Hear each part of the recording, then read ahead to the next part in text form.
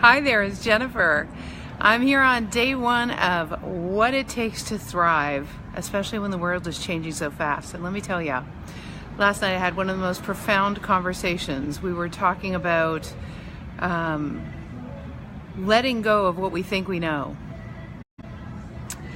And it's so funny how we think that we know that we should let go of things that we think we already know in order to get something new or new information or something that takes us out of the regular role of things. But in order to thrive, I'll give you an example.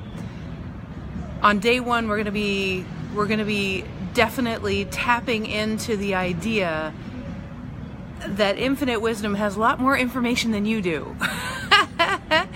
And so it takes acknowledging that you are not infinite wisdom as a three-dimensional being. You are integrated with infinite wisdom as a multi-dimensional being. So the very first premise that one has to acknowledge is that you, as a whole and complete being, are actually not interested in controlling things. It's not that you're not in control. It's that as a whole and complete divine child of an infinite universe, you ultimately don't want to be interested in being in control. You want to be interested in being in a dance with all of consciousness. Example, I went to the chiropractor the other day. I had neck tension. I had lower back tension. And I'd had it for a long time. I didn't really realize it. I don't usually get Xrays, but in this case I felt inspired that I should get Xrays, which definitely took me out of my comfort zone. Got the Xrays. Very interesting. He spent 25 minutes explaining something to me that I would have had no idea had I adhered to my infinite knowledge as a former nutritionist. I used to run the largest practice in Canada, and what was interesting is he showed me something that I absolutely did not know.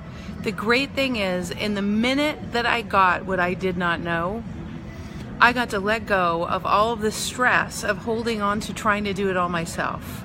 I got to relinquish my hold on needing to be the one that knew. Does anyone else out there got that little disease of needing to be the one that knows or needing to be the one that's in control?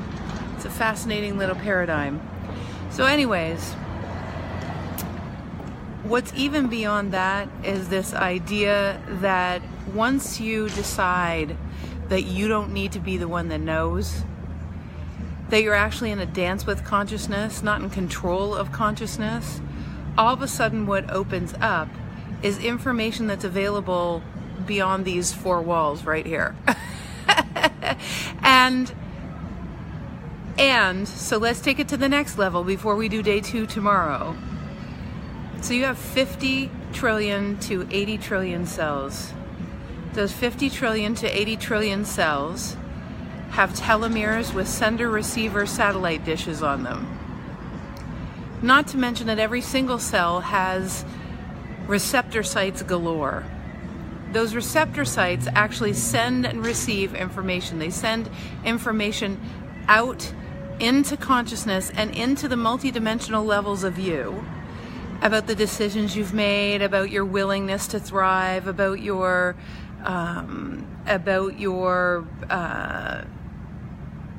next steps in life, about your willingness to let go of control.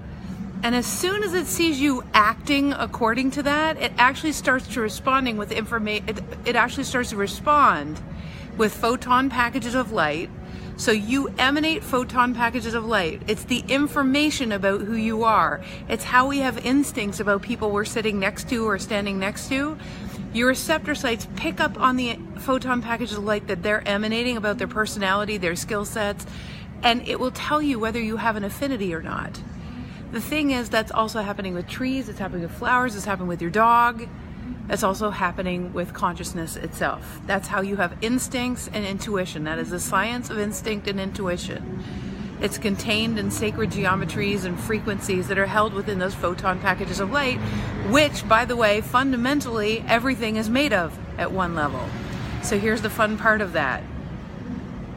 Because we're constantly exchanging, I mean minute by minute, photon package of light with all of consciousness, it means that literally you are in a dance. The problem is, the instant you try to be in control, you're not in the dance anymore. The instant you try to control, you're not in a dance anymore, because you're coming from your brain, your mentality, and your history, which is going to beget you more history, more of the same history you've had. To have a different life, you have to get information beyond what you already know. So when you tell consciousness you're willing to know something that you don't already know, what you're actually saying biologically, physiologically, and metaphysically to consciousness is, I'm willing to have what I know, but I'm willing to not take it so seriously that it'll get in the way of the trajectory or the miracle that I've sent myself on. I'm not willing to have my preconceived ideas and belief systems, which are based on history to try to protect us, get in the way of what's possible. Now what happens is consciousness says, all right, she or he is ready. Now, here's the thing that people don't understand. The information you needed was already coming to you. It never wasn't. So the information you needed in order to thrive never stops coming to you. The trajectory of your miraculous life and the magnificence that awaits is always being launched and amplified by the contrast that you live. The more contrast you live, the more you metaphysically ask for something different. So consciousness is always operating for you, but as long as you think you're the one that's in control instead of a dance with all of consciousness, you're actually in the way of not the universe sending you the information. That never stops. Not the universe creating the futures that you're launching that you can't even conceive of. It's beyond your wildest imagination. That is always happening. Physics is relentless, consistent, and never lies. But what happens is you can't hear the information that comes to you, and you won't be able to see it. Because as soon as you tell consciousness that you're the only one, that this three-dimensional being has to think of mental strategies to cause your life to happen, then you actually aren't even listening to your cells or to the greater wisdom or to your instincts or to intuition.